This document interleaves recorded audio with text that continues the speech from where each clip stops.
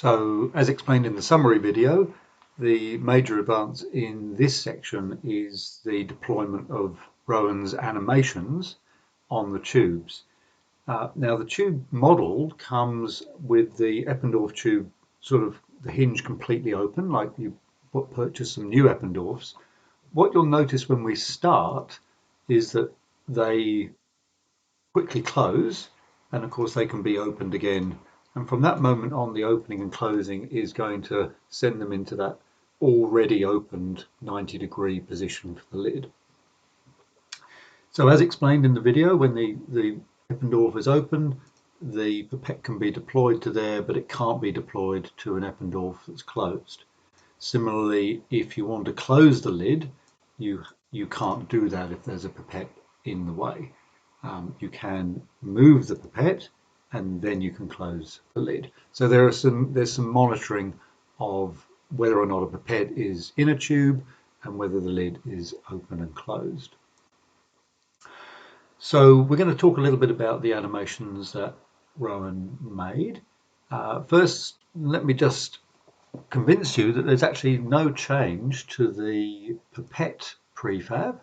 That's exactly as before. There's nothing altered there.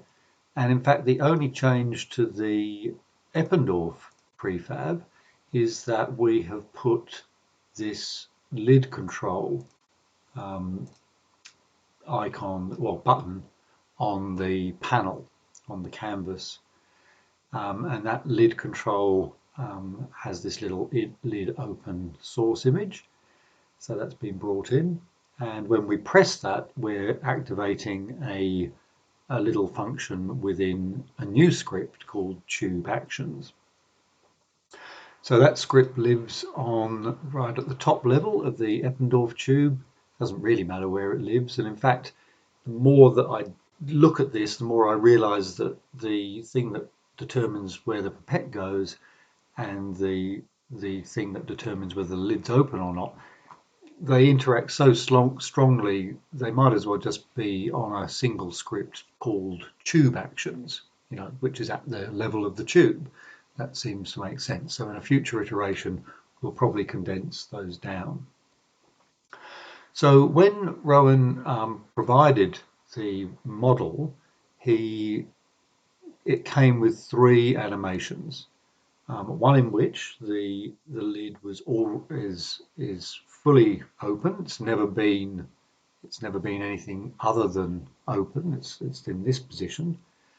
One where it's already open, and that's where it's at the 90 degrees, and one where, of course, where it's closed.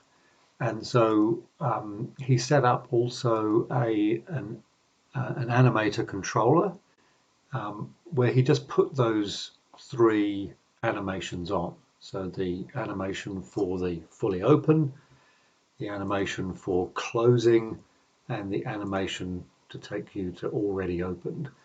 So when we instantiate a tube, or when we start up, we're going to make it so that it's in the open state, but immediately goes to the closed state.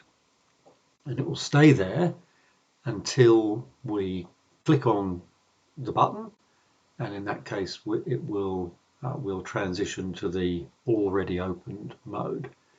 So to control that, I've got 3 bools, and to go from this state here, the closed state, to already opened, we need to activate the open action, the action that's going to open the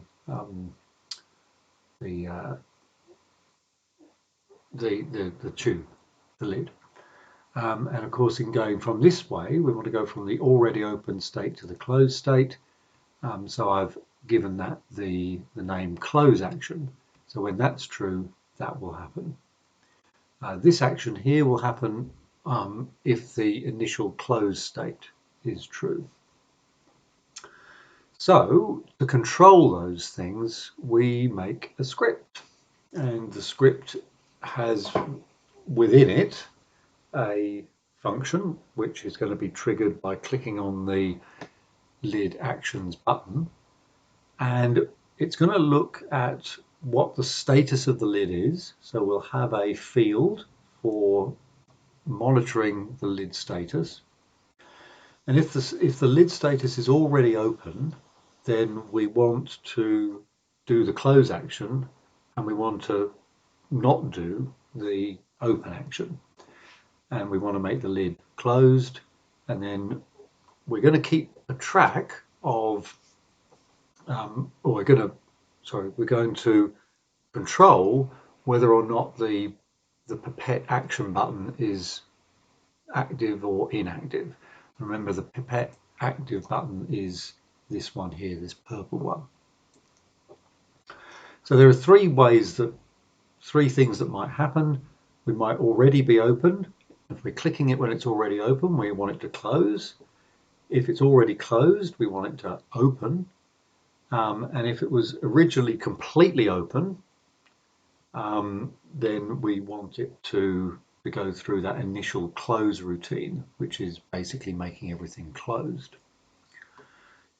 Now, the only little rider on this is that we need to check whether there is a pipette tip in the tube. And we monitor that by a variable that's actually in the pipette guide.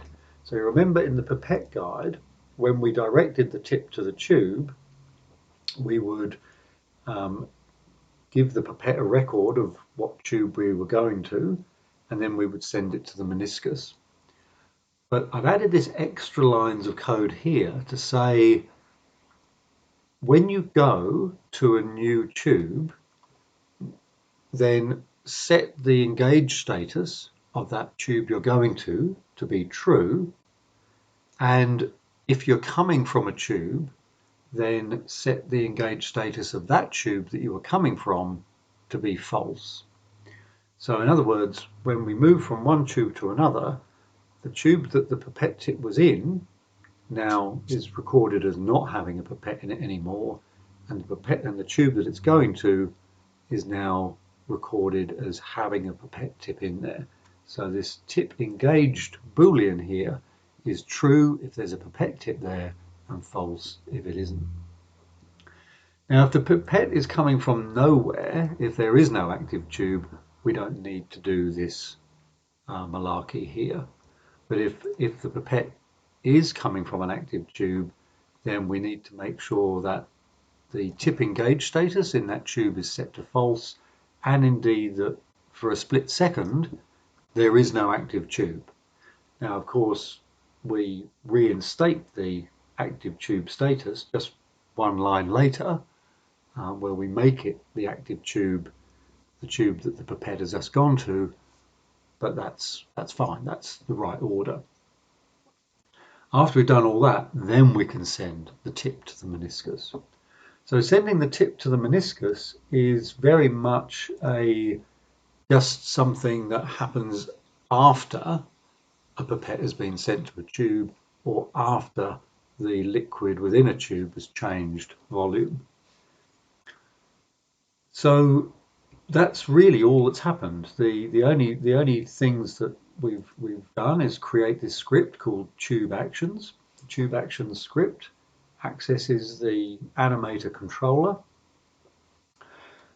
It keeps a tab on the lid status, and it has a reference to the pipette guide button, that purple button, so that it can switch it on and off.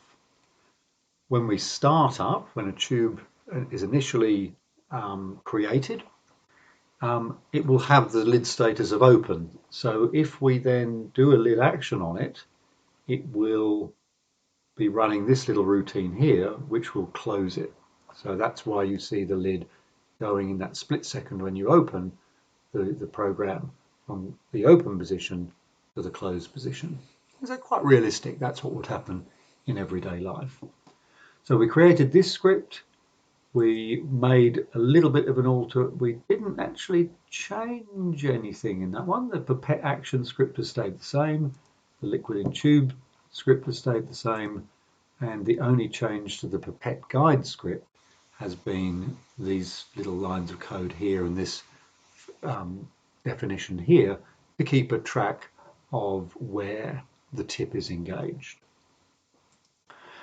So next time, what we might try and do is make it again. We haven't quite done that piece yet where we um, actually put some liquid into the pipette tip.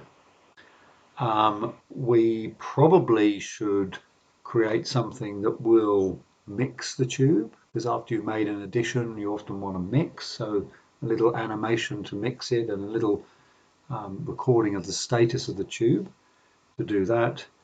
Um, but basically, that's looking pretty good from a logical point of view.